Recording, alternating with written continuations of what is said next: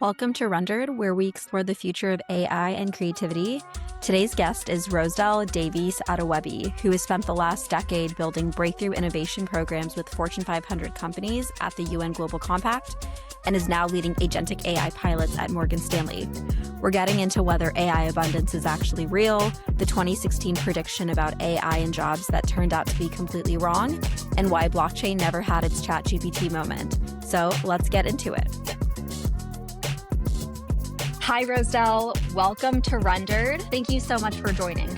It's so great to be here with you, Praniti. Over the last 10 years, you've had a front row seat to AI becoming real. From building innovation for good programs with Fortune 500s at the UN to now leading agentic AI pilots inside Morgan Stanley. So congratulations, 10 years is so exciting. Thank you so much. I can't believe how fast 10 years has flown by. I'm thinking back to 2016, and that was a really pivotal moment. So there were quite a few foundational models that I saw back then that really set the foundation for what we experience or the capabilities of Gen AI today. Right? To step back a little bit and give you a picture of the UN Global Compact. So it's the world's largest sustainability initiative. It was launched by then Secretary General Kofi Annan, who made this call to companies around the world to support the principles of the UN, multilateralism and sustainability, right? So the Global Compact have been on the forefront of really engaging companies in new ways to drive their sustainability efforts and to support UN principles. So in 2016, I remember the day, so just kind of picture it in the office in New York.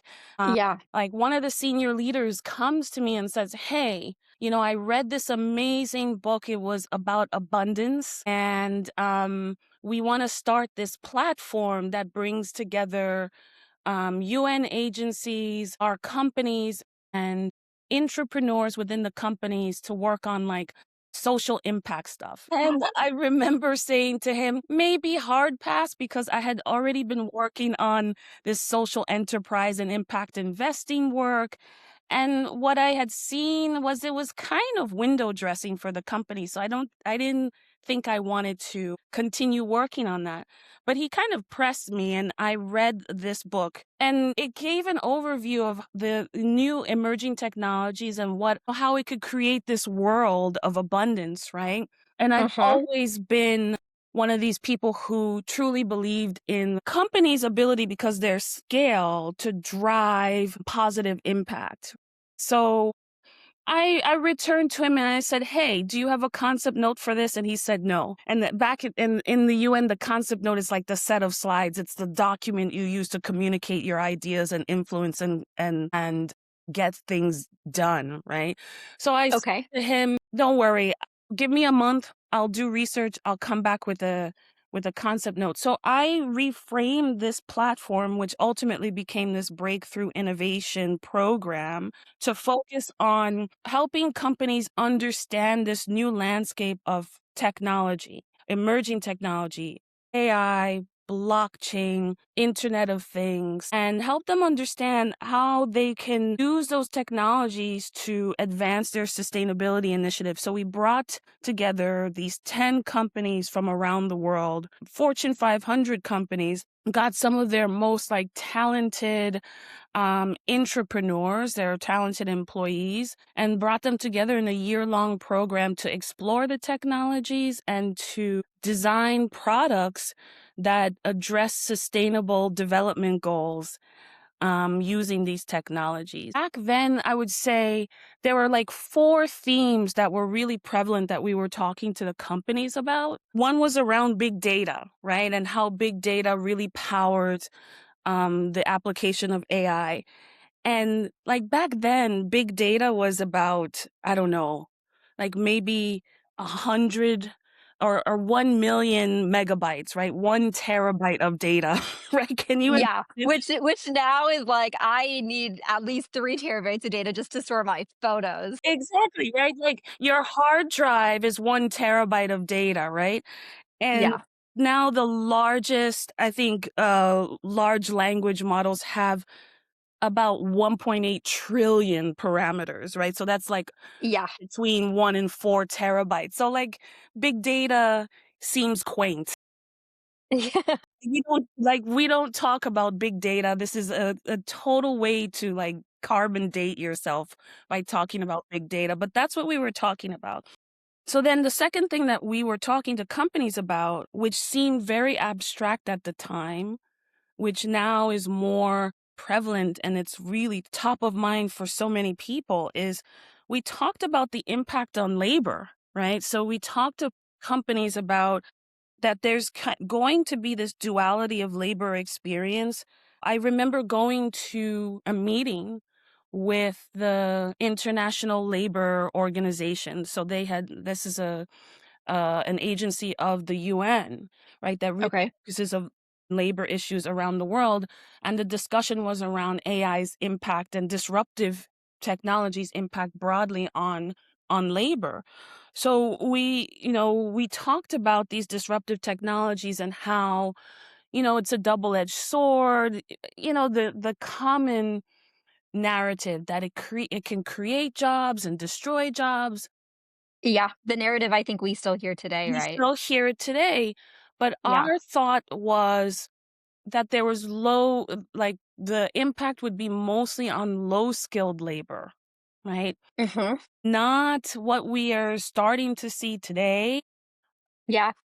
kind of white collar professional labor.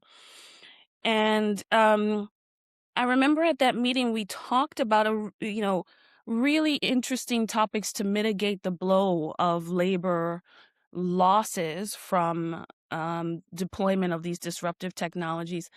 Everyone talked about universal basic income, but there was one speaker from Brookings who referenced this book, I think by Robert Kaplan, about this idea of job mortgages. And it was a really unique idea. It never really took off, but the idea then was having companies sponsor employees to get training in skills of the future.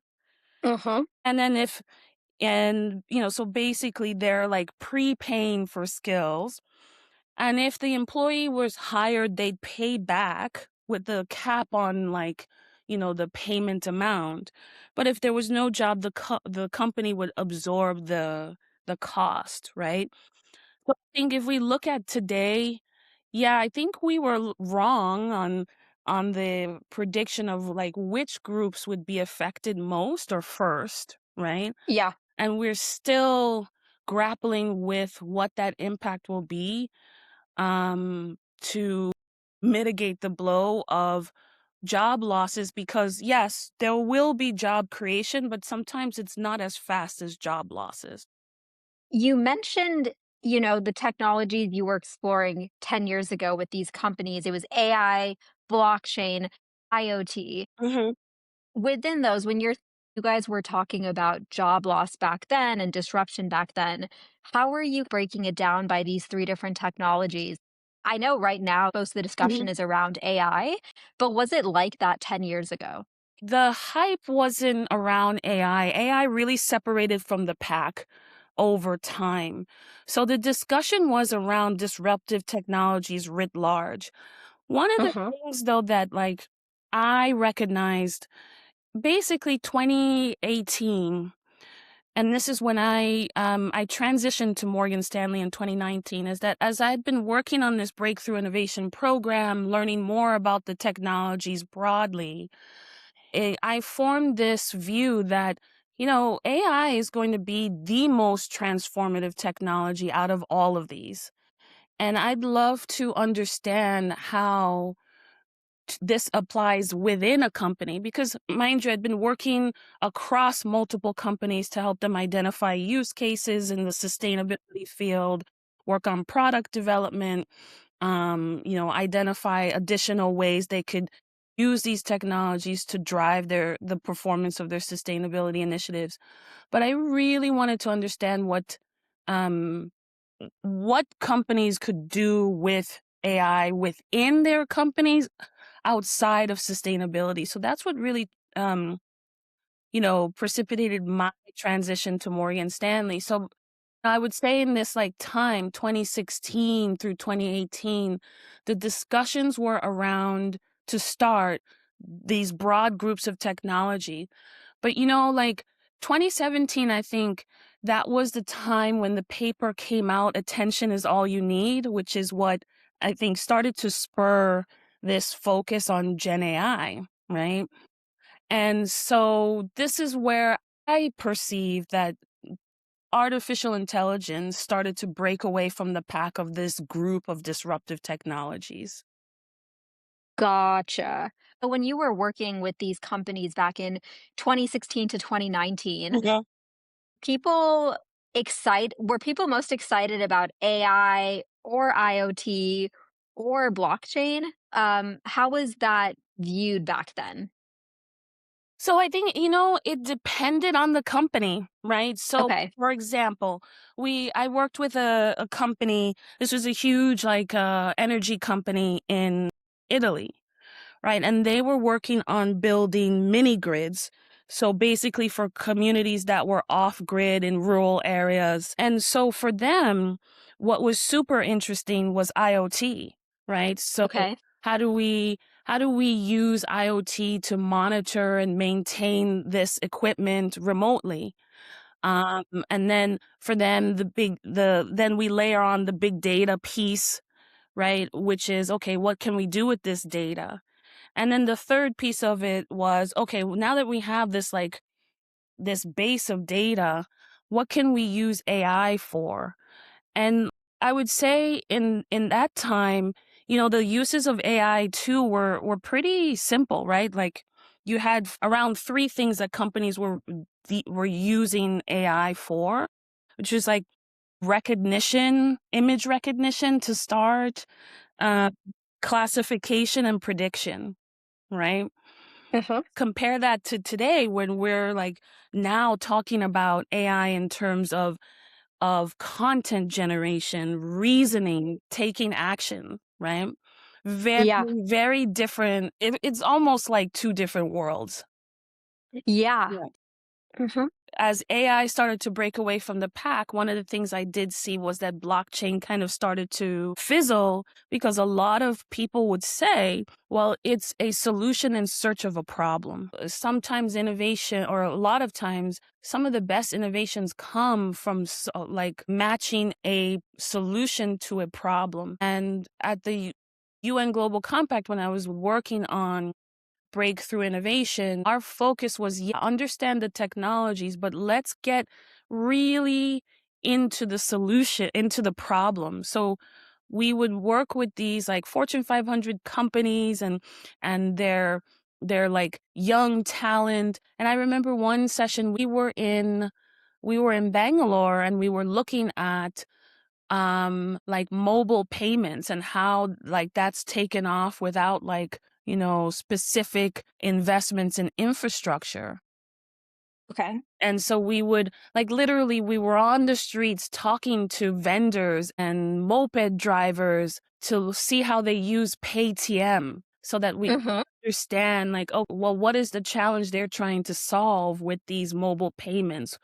How does it help them? So this was really the type of it's the it's the foundation, at least of the way I practice innovation. It's like, let's really understand the problem and let's understand the people who have the problem, their context, what they're trying to solve for. And that way we can develop innovations that truly are innovative and Huh? solve real problems. I love that, having a very customer first lens, because I feel like that's sometimes one of the biggest failures of a product. Mm-hmm. And then, have you come across an idea or a product that was almost ahead of its time?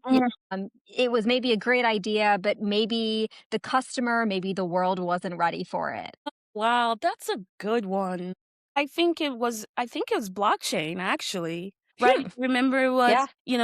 so there was I remember we would talk about blockchain, Ethereum. I Oh, yeah. always thought Ethereum never got the love it should because it was so practical. You could make smart contracts on it. right? There were so many practical uses. Yeah. I think, yeah, I think what we're seeing now is we're seeing like, well, Bitcoin is being traded. Hmm. But I think still the true promise of blockchain has not been has not been tapped, right? No, it never got the publicity or the Yeah, love yeah. that AI did, and I think one of the reasons you kinda put it really well, like, AI as a customer, I can or a user of AI, I can go to ChatGPT and interact with Mhm. it, right? Like, I don't need to understand the deep technology to use it, versus blockchain just never really picked up that traction for, any customer to go ahead and interact with it and use it like It's that, so true, it's such a good point, and I'd advise a couple startups maybe in 2018 around that they were trying to do just that, like, basically yeah. put a user interface on top of, like, the blockchain, but they never really took off, but I'm sure you would definitely appreciate this as a product leader, but, yeah, I think one of the biggest challenges was that it seems so esoteric, like, Mhm. how do I get on the blockchain? What do I actually use it for? Totally. The apps, right? Versus Yeah, why did Gen AI take off so rapidly for so many reasons, but from a like product perspective, like I open up a website and I have not even a prompt line, but I have like a box I enter information into or questions into, which is building on behavior I've already been doing, which I think is super powerful totally. when it comes to product. Like I didn't have to learn how to do anything new. I could use a new technology with the same behavior I'd been doing for years, Yeah, which I think is really, really important for product adoption. definitely. Resistance was low for your average consumer. Yeah, exactly, exactly. Versus blockchain where it was really hard you really had to sit down and research or um Yeah, yeah, to get access to any of these things. yeah, and I will admit, I have watched multiple blockchain videos, I've read about this technology, and it's still don't ask me to describe it, you know what I mean? Well, what was interesting though, and that's why I feel that, it's really worth it to study the innovations that happen, like particularly outside of the US, because we talk about constraints. Some of these constraints create such opportunity. So I remember Uh-huh. reading about like Sierra Leone, and I have a affinity for Sierra Leone because that's where my mother emigrated from like 55 years ago. Wow. And, they had used this in, I think, the 2019, national election. They had used blockchain to basically verify votes, right? So the Wow, people were that's loading incredible. loading IDs on the blockchain and using the blockchain to verify. There was another company that the name escapes me, but they were using blockchain to help refugees establish their identity when they had to basically leave and, go into refugee camps and await like asylum hearings. So Yeah, basically they had built this app, and then family members around the world or other people who knew them could verify pieces of their or give pieces of information to verify their identity, because oftentimes when people are leaving in situations where they have to become refugees, they are not able to bring all of their documents with them. mhm, So this company was helping to identify that, and basically all of those pieces of verified information was stored on a blockchain, which then the app would access, and this person could use these various pieces to basically show or prove their identity. So, these were all examples of innovations built under real constraints. So I think it's really worth looking at constraints and how they can drive creativity sometimes. I love that you just said that because my mom is an artist, and Mhm. one thing she always loves to remind me, when I'm complaining about this or this, I can't do this because I have this constraint. She always tells me that creativity thrives under constraint. So Mhm. I really like that you said that, and I think those examples speak to that. My mother would always tell me necessity is the mother of invention. Yes, that's another good one. Yeah, because I think when people think about creativity, right, when they think about AI, it's so broad, Mhm, right? You can go anywhere with it. And I think a few things you said about focusing on the actual problem, mhm, focusing on necessity, focusing on the constraint is what actually then can deliver a really impactful product that scales. Okay, so now we've reflected a little bit on what you've seen in the AI space over the past 10 years and where we're at mhm. now. So, as you think forward, right, let's say to the next 10 years, what technology and what shifts are you expecting to happen? I always laugh when I get this question, like, no matter how it's phrased, right? Like, where do you see yourself in 10 years? Or, first of all, just to share why I chuckle, because 10 years, at least from a business perspective, is 2 business cycles, right? Yeah, And just look at the rapid amount of change we've had in the last 5. yeah, So it's really hard for me to predict accurately, or not even accurately. I mean, nobody can do this, what the next 10 years will look like. But I could say, here's what I'm seeing over the next 2 to 3 years, right? So we talked about constraints, and at least from the perspective of like kind of corporate AI investments, this is where constraints are going to come into sharp relief, right? Where companies spent a lot of time in the last like 2, 3 years bringing in AI capabilities, investing in them, doing proofs of concepts. Now there's going to be a lot of pressure internally and externally for companies to say, yeah, these investments created these capabilities that solve these real problems and create commercial value.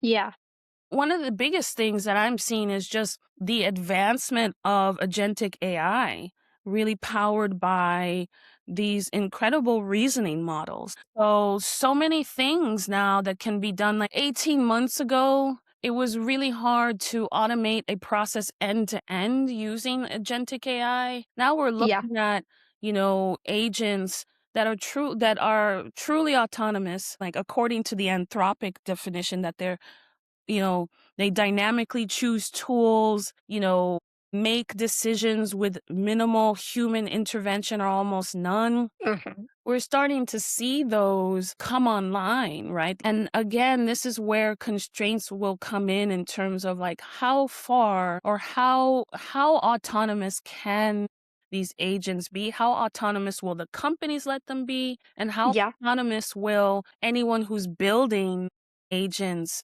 actually be comfortable letting them be? Yeah, absolutely. From a design and from a product standpoint and an engineering standpoint, you're no longer just building product and experiences for Mhm, humans, right? mhm. Your customers. You're actually also going to have to support agents as well. As we start to see more computer use agents in place, basically doing what humans are doing and, booking travel for us and doing stuff like that, companies are going to have to make sure that their websites are able to support these agents as well. Yeah, and on that, like I think I had seen in one of these like newsletters that I get, AX. So I was thinking, what is AX? Autonomous Hmm. experience? And I started to look that up, and I saw that there's a whole conference on agentic experience. So how do you design your digital platforms for a good, not user experience, but agentic experience? Yeah, Like, I mean, it's that's fascinating to me fascinating. how the UX practice will actually have to shift to accommodate the fact that the users of platforms are not necessarily humans, but agents, right? Yeah, So that's yeah, something like a future trend, right? Maybe if we come back 2 or 3 years, yeah, right, and have this conversation again around AX, how that seemed in 2 or 3 years, might have sounded so abstract, yeah, but in 2 or 3 years, it's part of our design toolkit, right? So, yeah. So like, just like big data now sounds mhm, quaint, right? yeah, Where it was quite abstract in 2016 for the companies we were engaged with, AX might sound abstract now, but in 2 or 3 years, it would be very quaint, right? Yeah, we might have more designers actually building. We might have more agents, I guess, We might even have building for agents AX. as designers, right? So, Totally. yeah. Yeah, Mhm. I love it. Mhm. In your experience, what is the strongest predictor that an AI proof of concept will actually become a real impactful product that scales? Well, it's a tough one, right? Because I think there are three. One, it's like, does this solve a real problem that is painful for the business? So I Uh-huh. think like a lot of proof of concepts are great and they teach you a lot about what the capabilities of the technology are. But ultimately, like if after like it doesn't come out of the lab if it can't prove that it solves a problem that is really pressing for the business. Two, one of the ways I've seen POCs fail is a lack of proper success criteria. Like, how do we know Hmm. actually solving the problem, right? And because things are experimental, people don't want to limit Yeah. the POC with like metrics. But if Uh-huh. I can't measure if this is solving the problem, solving it better than before, I'm not likely to invest in it, especially as a business. So I actually would say, out of those two, the success criteria is a really important one to come to the table with understanding how will I judge this POC as a success. Yeah.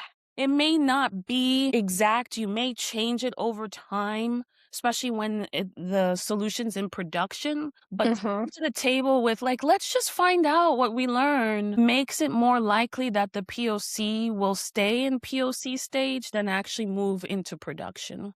Yeah. So that's almost like innovation for the sake of innovation versus innovation for actual impact. Yeah. And so, I mean, like, both have their place, right? Yeah. And so I think, sometimes you do the innovation for innovation's sake to learn about capabilities, options, get new ideas. So I would definitely never knock that. But from Uh-huh. my perspective, I think, and this is a lot of the work I did when I was in leading our design thinking practice within Morgan Stanley. It was let's define the problem really well. That's 50% of the challenge. And then let's start to decide or determine solutions that meet the problem. Yeah. Am I solving a real problem that's causing pain, right? Uh-huh. Am I cognizant of the constraints that will be placed in the real world, right? When this is out of the labs, will my Uh-huh. proof of concept stand up to those constraints, right? Yeah. Yeah. And, now that we're on this conversation on constraints, I've been Yeah. thinking about that a lot because, I think sometimes constraints can be used to weaponize or shut down innovation, right? Oh, well, we can't do that. We have this regulation. We cannot do this. We cannot do that. And I Yeah. think the framing and timing in which you introduce the constraints, is really critical in innovation. We're going to close with this quick segment that we do on Rendered called Would You Ship? So, Rosedel, I'm going to pitch you a futuristic product idea in your space, Okay. and you tell me if you would ship it. Okay, so here is the idea for you. What if we treated AI compute like a public good, sort of how we treat libraries? So, imagine a global library organized by the UN Sustainable Development Goals. So there are 17 SDG goals today. So imagine a library with 17 floors, right? So Mhm. floor one would be the no poverty floor, floor two is the zero hunger floor, all the way up to 17. Mhm. But instead of borrowing books, organizations can borrow these impact kits, which would have these ready to deploy AI tools, the Mhm. safety guardrails, the deployment playbook, plus this time box compute loan to actually run these programs. Mhm. And the key here is that they don't need to pay in dollars. Instead, they could pay with proof of impact. So if their pilot measurably improves outcomes, like lower admissions, higher school enrollment, better health outcomes, etc., you earn more compute and access to better kits. And the funding could be blended. We could have cloud providers donating discounted or off-peak compute. Foundations could fund the governance. Fortune 500 could join as members to sponsor specific SDG floors of the Mhm. library that they're excited about. So I can kind of just walk through a really quick example, right? Let's say a company or a region wants to focus on SDG 2, zero hunger. So they could go to the second floor. They could go to look at all the kits. And so one could be, helping farmers spot crop disease early via photos, or having a kit that's focused on school meals forecasting so they can predict demand so kids get fed with less waste, Mm-hmm. or a third kit, which could be like a food rescue routing kit that can match surplus from grocers and restaurants to shelters in real time. Mm-hmm. So essentially, like a public library for AI good that's designed to ship solutions safely. Yeah. So, Rosedel, what do you think? Would you ship this? Yes, I would. I love it. And I really love the idea of time box compute. Yes. Yeah, this was in December. I'd gone to a roundtable on AI and diplomacy, and I ended up talking about how the global compute divide is the new digital divide. Okay. So I love how this addresses that issue of compute divide because it's a real challenge, especially for emerging and developing countries to contribute their own solutions to key challenges, right?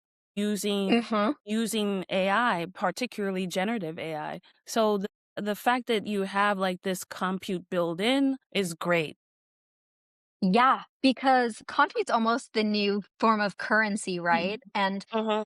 I think when people hear about AI, there is this whole narrative about AI abundance. But we talked about this actually a little bit at that lunch, right? In order for that to happen, right, AI would fully need to be democratized. And with that, also compute. And so I think right now that seems like, as we talk about constraints, that seems like one of the biggest constraints. Yeah, biggest constraints like the compute, the energy required, the water, the data. But again, going back to compute as a driver of or constraints as a driver of creativity, Mhm. in a lot of countries, and particularly I'm seeing this trend like in West and East Africa, so in Ghana and in Kenya, where they're building small language models. Hmm. Yeah, which are very efficient in using things like mixture of experts kind of architecture to still be highly performant. So one of the things I talked about in this roundtable was this trend towards quantization. I'm sure your audience is very technical, but in essence, like almost compressing the models so that they still perform highly. So it's Yeah. like compressing the pixels in your like photo so it can fit in your phone, but it still looks great. So thinking about the design choices and the architecture of Yeah. language models to fit the constraint of minimal access to compute and data and energy. Yes.